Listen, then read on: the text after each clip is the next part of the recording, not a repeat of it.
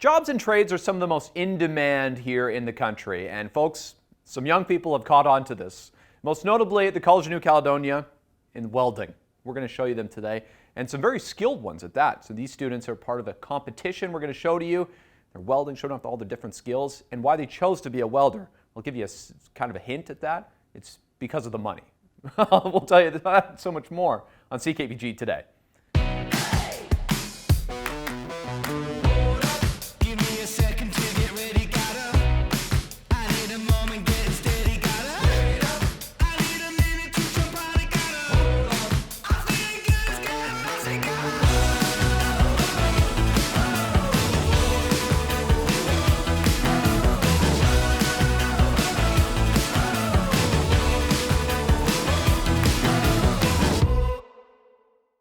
This is a hall of activity here at the College of New Caledonia where students are welding in a skills competition. Now there's about 16 competitors, and if they win here, they can go to represent at provincials.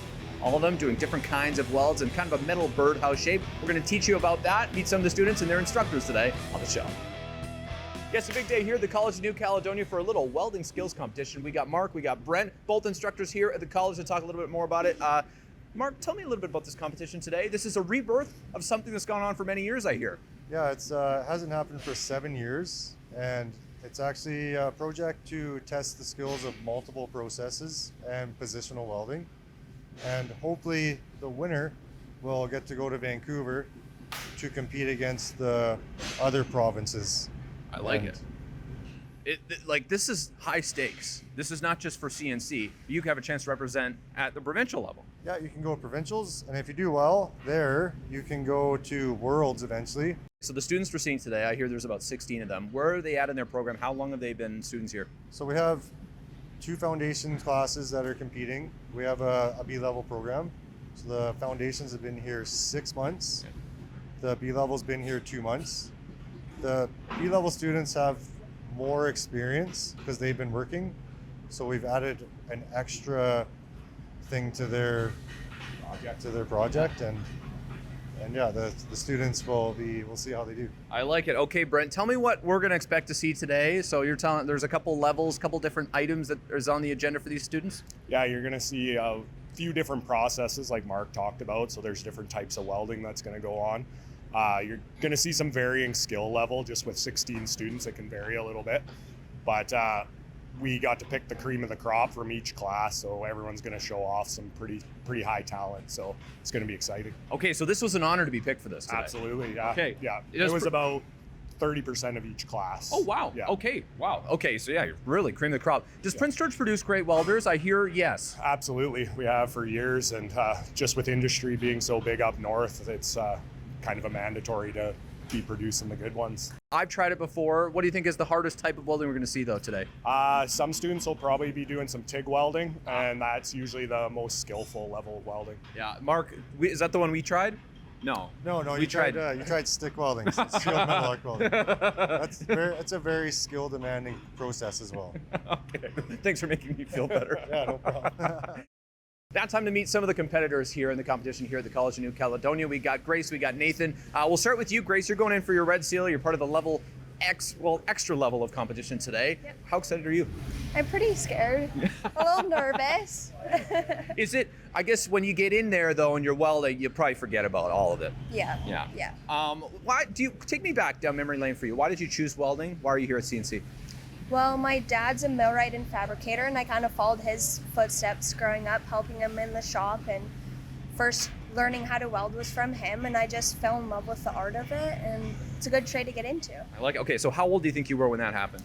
I was probably 15 or 16 when I started welding. What are you going to do to set yourself up for success in the competition today? I think good fit up, okay. Keep your mind focused. It's pretty straightforward. Just another day here. Just another day. Okay, Nathan, now you're in the Foundations welding program here. For you, how excited are you? Are you nervous too, like Grace? Oh, I'm a little nervous, but that's to be expected. I'm going up against some high talented people here, so I'm honored to be part of the competition, to say the least. Well, hey, you know what? This interview is probably more nerve-wracking than the actual welding will be for you. That's right. It's easier when the hood goes down. Yeah, that's right. Okay, so take me back to memory lane for you when you started welding a little bit. Why?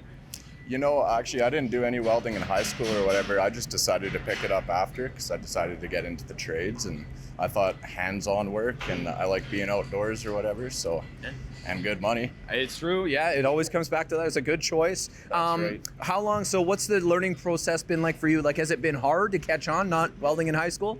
You know, my instructor here, Brent, he's been really good, and it hasn't been too much of a challenge for me. I've picked it up pretty much right as soon as I came in here. So I tried some stick welding, and it was very hard. But what do you think is the most challenging kind of welding you're going to do, or we're going to see today?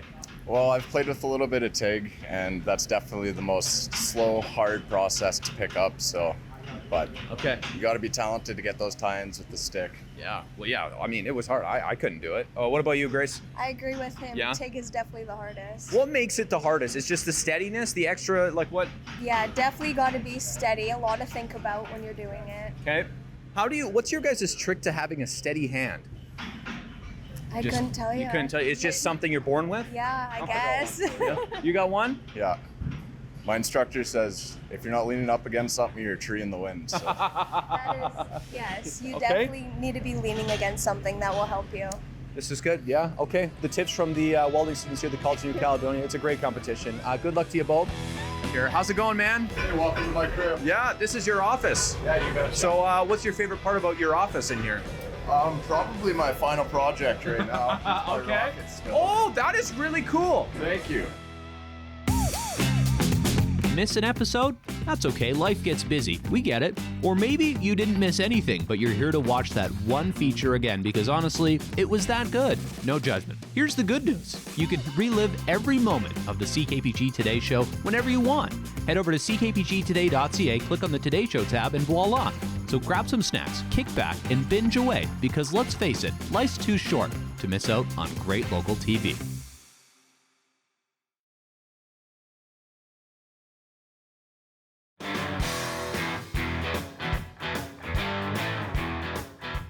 What are they checking here? I'm not too sure. Okay. To be honest.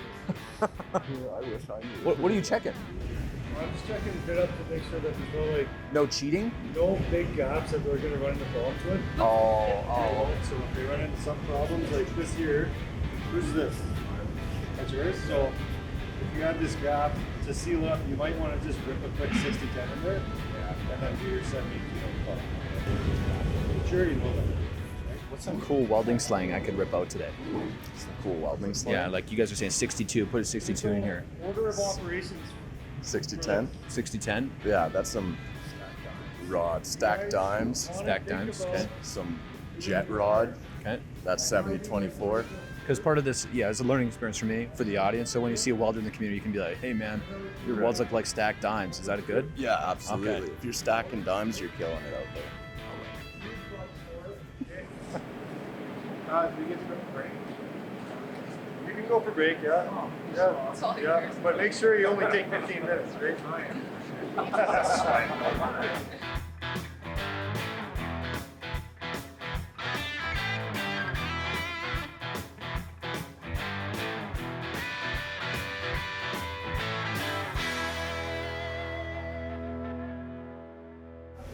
Are you happy with some good welds here to start off the competition? I'm feeling confident so far, yeah. Okay. All right. So this is one, right? Right here. Okay. Metal core. A metal core. What is that? That's the type of wire I'm using right now. Oh, okay. Yeah. Easy, hard. It's fairly easy. I'd say it's definitely one of the easiest besides flux. I like it. Cool. Okay. I'll let Zach get some footage.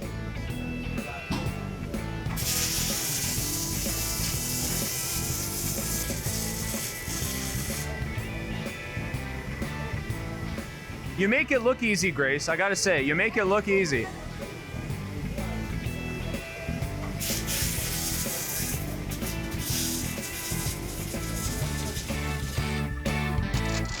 Here, how's it going, man? Hey, welcome to my crib. Yeah, this is your office. Yeah, you bet. So, what's your favorite part about your office in here? Probably my final project right now. My rocket still. Oh, that is really cool. Thank you. Okay, so tell me about this. What this is? Describe it. Well, it's a little rocket stove, so you can bring it out camping and cook bacon, eggs, you know, it works. Oh, that is cool. And you got the CNC there. How long did that take you? A little custom design. That took me about 4 days. Wow. Yeah. That's pretty good work, man. Maybe about 18 hours. And maybe you got a trophy coming your way for the win today? Is that? Yeah, that's the hopes. Have you done any welding yet here? Not yet. I'm just about to start though. Okay. Got my settings all dialed in and I'm ready to go. Okay, this is a key thing, getting your settings dialed. What do you have to work, like, make sure what? You know, just make sure that we're not burning through the edges, and it can get pretty runny too if you got your temperatures too high, so. Okay, we're coming back. We'll let you get set up and we'll come check after the first weld. Deal? Thank you. Have you done one part? Yeah, I got one of the uphands done so far. Happy with it? Yeah, it's going really good so far. Okay. What, when people are looking at it, people that know nothing about welding, these are our viewers, many of them anyway. Okay, what are you most proud of on that? I'd say I'm really excited to do the TIG welding part. Back here, we get to TIG weld this little square on, and I know it should turn out good, hopefully. So, if everything goes as planned. I like it. Okay, we're gonna watch a little bit.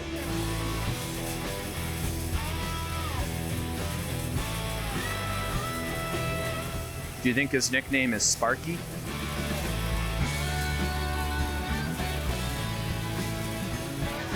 Okay, I'm coming back. How we looking? What do you think? Doing good. Yeah, I just got a root in here, and I'm going to cap that and keep going on with it. You make it look easy, Marcus. I appreciate you, man. Thank you. Cheers. Good luck today. Yeah, thank you. Once you're done your corner, then you won't have to go back to hardware. So yeah, that's good. This is how many guys can you fit in a welding booth? That's what we were just doing. Yeah. Okay. It's a clown car. What do you got to show us? Well, here's my first D here. Wow, dude, you're stacking dimes. Thank you. Yeah, all right. All right. What's your lucky charm here? Like, you know, or is it just skill? It's not luck. I don't know, it could be either of them. Okay, well, as we let you continue with the competition here, what's your advice to someone out there thinking about welding, thinking about choosing it as a career? Do it, absolutely. Great career path. Now, do you need great style also to be a welder? You know, it might help. you can't lay pretty dimes if you don't look good. I like it. On that note, that wraps it up here from the College of New Caledonia. I'm laughing too hard. Thank you, man. Thank you.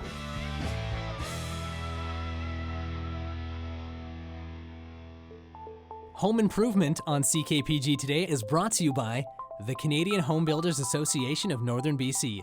Look for the logo, the sign of Canada's home building professionals.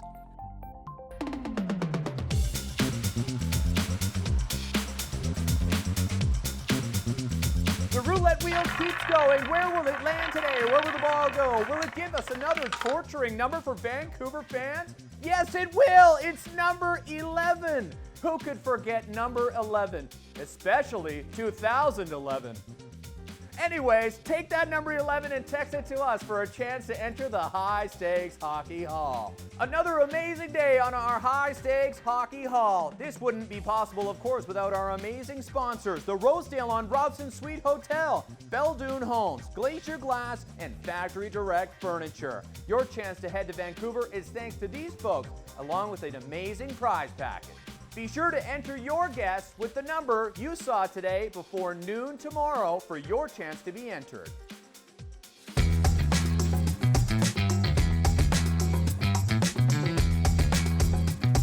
Tired of missing the good stuff? Let CKPG Today come to you. Our new weekly email newsletter delivers local stories, contests, and can't-miss moments from the show straight to your inbox. No digging through social media anymore. It's free, it's easy, and it's very local. Sign up now at ckpgtoday.ca or by scanning the QR code on your screen now.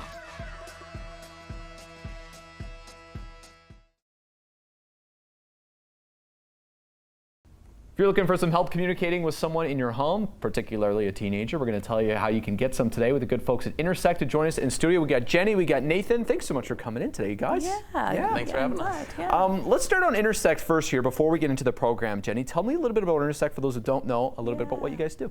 Definitely. We've been around in the community for like over 40 years. Wow. Yeah, and so we're a nonprofit, so we provide free counseling and therapy for children and youth in the community. So everything from the littles all the way up to 18. Wow. Yeah, Yeah, and That's a we wide provide range. like therapy for a variety of mental health things like, anxiety, trauma, kids who might be struggling with OCD and suicide ideation, that kind of thing. So we provide that, support them, and we also support the caregiver, of course. Of course. So they can support their kiddo. Now, do people normally get referred to Intersect, or is this something people can reach out to you? Yeah, no, they can actually just show up at our intake days or just call if they're not too sure. They don't have to be referred. They can just show up and do an intake with their youth. I like it. Okay, Yeah. Nathan, a little bit about you. You're a mediator primarily at Intersect. How did you learn about the place? How'd you get there? So it was an interesting scenario. I had been looking around. I had moved on from working within the school district, and I had seen the position available at Intersect, and I was like, you know what, that sounds like right up my alley. I want to be able to help families. I want to be able to help their kids, and it was the perfect thing. Okay, so today we're talking about the Family Teen Mediation Program, which everyone, whether they were a rebellious teenager or not, understands that teenagers can be trouble for parents and vice versa, both ways. Yeah. Tell me a little bit about this program. So the Family Teen Mediation Program is meant to provide that balance between, we're there to support the relationship. We realize that there's a lot of changes with youth at this time, and adolescence, puberty, brain growth, being able to maybe be more critical and arguing with parents. They're also wanting to take risks, which is typical and normal, to want to try and sort of go out, meet other youth, find ways to explore, and then parents are really worried about safety. Of course, in this day and age. Yeah, they're worried about their well-being. They want them to do well in the world, and they're maybe feel a little disjointed because youth often are more focused with their peers. So they might find them connecting with friends through games or online, and so the parents feel out of the loop. And so I think a lot of those things contribute to arguments, conflicts, and no one feels really good about how things are going at home. Yeah, I guess it goes to that thought about like teenagers and kids growing apart from their parents. Yeah, they're supposed to. They're supposed to individualize. And it's a hard thing for parents, and it's also hard for kids. And so the Family Teen Mediation was developed as it's free, voluntary, and we go to them. So, which is really helpful. We don't have to go organizing, collecting youth and stuff and trying to get to our office. And the mediator's primary job is to support the relationship and help them find new ways of discussing things that are typically of conflict. Of course, And we want them to be able to figure out how to handle that in a different way. Yeah, Nathan, you're a mediator, so tell me about some of the common problems you kind of hear from people that are trying to work through. I think that most families probably run into more or less the same problems. You've got the classic situations of, you know, I've asked my kid 100 times to come back before whatever their curfew is, and for whatever reason that's just not happening. Things like maybe grades are slipping a little bit and wanting to be able to get around that, or even something just super simple as like, I just want to be able to ask for the dishes to be done and have it be a straightforward thing. Yeah, do your laundry, do your dishes, keep your room clean, all things that, or hey, just text me when you're going somewhere, right? I think that's the number one thing I heard growing up was just tell me when you're going, where you're going and when you're going at least. Safety, right? Which seems like a total inconvenience, but now a little bit removed, I understand. So what, the difference people don't understand, mediation's a little different than counseling. Let's break down this myth here. Absolutely, yeah. Counseling is, a good metaphor that we like to use is it's the difference between applying a Band-Aid and going in with a scalpel. They're both useful in different scenarios, but you don't want to get those two things crossed up. For myself, a lot of what I focus on is I help kind of keep the relationship between the youth and the parent open, easy, straightforward. I'm not doing so much, like I'm not going to dive into the past. I do want to know the past to be able to understand what's been going on, but I'm not going to be doing like what a counselor is going to be doing and really unpacking all of that. What I focus on is I focus on the here and now, and I focus on the tomorrow. I want to be able to work with the whole group to be able to say like, look, we all want to be on the same page. We all want the same things. Let's figure out how to get to the point where we're all saying yes. Cool. Well, thank you both for coming in today. This has been great. Of course, if folks have any questions, looking for more info, we'll link the website to Intersect on our website, ckpgtoday.ca. You can reach out to them as well for those intake days. Thanks so much for coming in today, guys. Appreciate it. Taking a look outside at our CKPG snapshot of the day from Tabby Wilson and Quinnell, who caught this shot of a fading sunset. Of course, the days are much longer now than they used to be, getting longer every single day now until that summer solstice, but yeah, it's nice. The evenings are longer. You have to stay up a little later, I guess, to get the sunset, but Tabby was able to do that. It's not too late these days yet. Thanks so much for sending that one in, folks. If you have a snapshot, we'd love to see yours. Snapshot at ckpg.com is our email.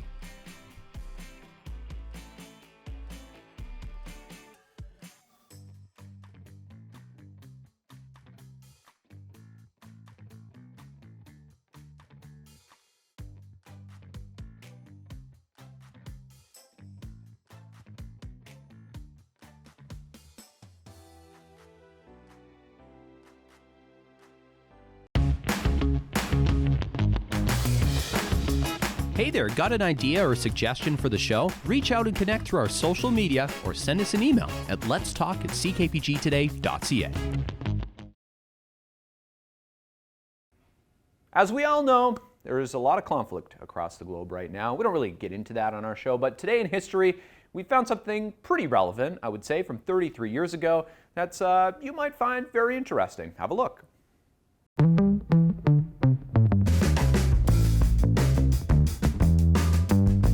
Take a look back to 1993, an interesting article about North Korea readying itself for war against South Korea, and of course the rest of the globe as well. North Korean authorities, according to this article, put in a dusk to dawn blackout, while South Korea and its recently elected president, Kim Young-sam, were asking places like the United States for some help, asking the U.S. troops to stick around because, well, we might need you, is what they thought. And U.S. President at the time, Bill Clinton, said he was very disturbed by North Korea's actions. This is all surrounding a bunch of nuclear weapons, which there's a bunch of concerns about. Of course, North Korea allegedly hiding some on their side of their country, but an interesting conflict, an interesting time in history to look back on.